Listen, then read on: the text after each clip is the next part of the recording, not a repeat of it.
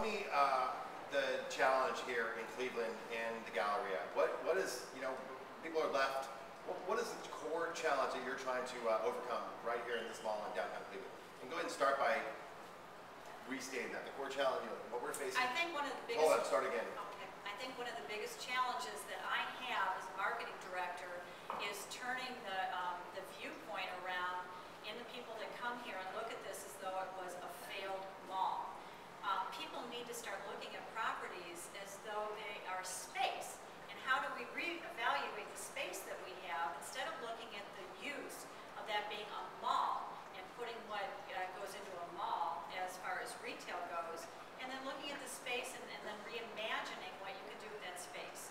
I decided to use my space as a greenhouse because we have this beautiful glass atrium overhead and all the natural light coming in.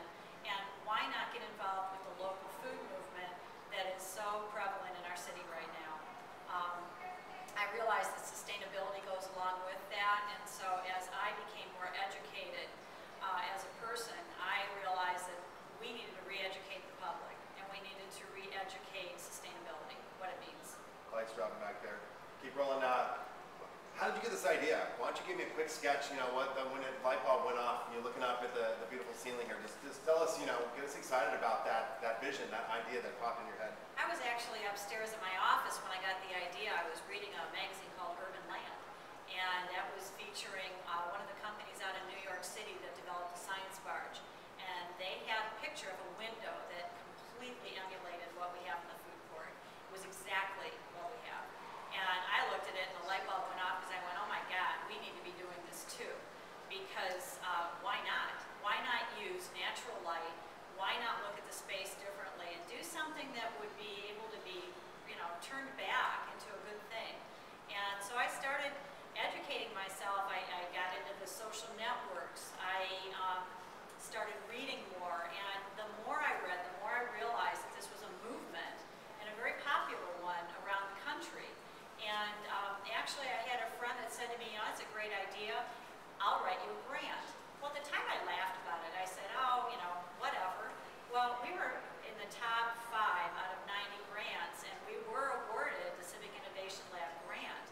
Once you get that grant, now it's all, you know, steams ahead. You've got to do this. And I know my owner. I know there were a lot of people that said, oh, this is going to be a lot of work, and what are you doing, and what are you thinking, you know, you're crazy. But it got to a point where I couldn't turn around, I couldn't turn backwards, because all of a sudden you get to that crossroads and you realize this is a good thing, we can do this. We can do this with the knowledge that we have, or little knowledge that we have, because there's so many people out there that are passionate about it, and there's so many people that can educate us on how to get this to go forward. I'm sorry, speaking of passion, just tell me why you're passionate about this. Where does this come from? Why are you so inspired? Why are you passionate about what you're doing? First of all, my grandfather, Grandpa Hogue, had hothouses in Rocky River, and so I come from a greenhouse background. But beyond that, I think it's because of my children and my grandchildren, to be honest with you. I want to see their lifestyles improve. I want to see healthy eating. When I became educated about where our food comes from, it blew me away. And I have such a huge respect for our urban farmers and for the farmers of today trying to feed a nation that's going to soon outweigh the availability of land. That's what started to blow me away. I want my children to have a better life. You know, my daughter, she has cancer. And, you know, 30 years old, how do you get around that? There's so many problems out there with what we're putting in our bodies, what we're putting on our bodies. We need to realize that there's other choices that need to be made. And so I want to be able to be part, that little part, you know, that can bring that forward. You know, that's unfortunate. I'm sorry to hear that.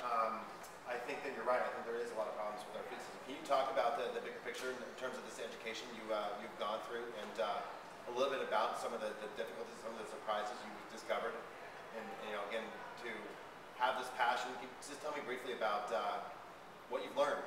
What's the picture like that we need to change? Well, first of all, I went to market gardener training class. The city made me take that, and it was quite an education, because I realized There are so many things a plant needs.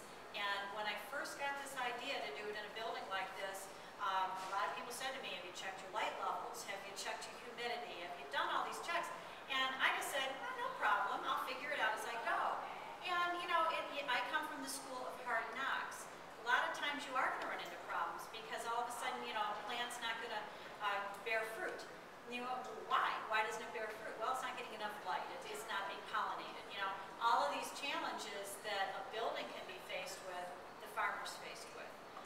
But you just take each day and you look at what you're going to grow. I think what we've realized is that we've got a good restaurant base that's located in the Galleria, and we've identified what product does well for them. And so we are growing the product that the restaurants can use. And then that way, they then can use that message that they're serving healthy, nutritious, you know, reduced carbon footprint. That's a big message right now. I think that it's re-educating the consumer, because the consumer is so used to buying their groceries from the big box store. They don't pay a lot, but where has that come from? How long did that tomato travel from possibly Mexico? How many hands did it change? By the time it gets to your table, on your plate, the taste, the value, the nutritional value is so lost.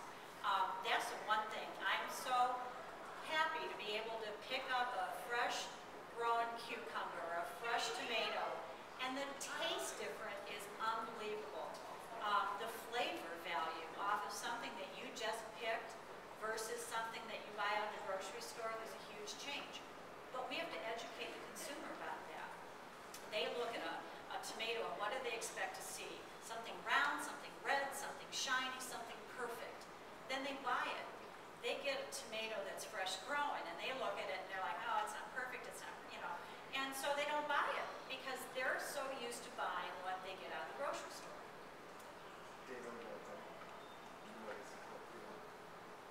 Sure.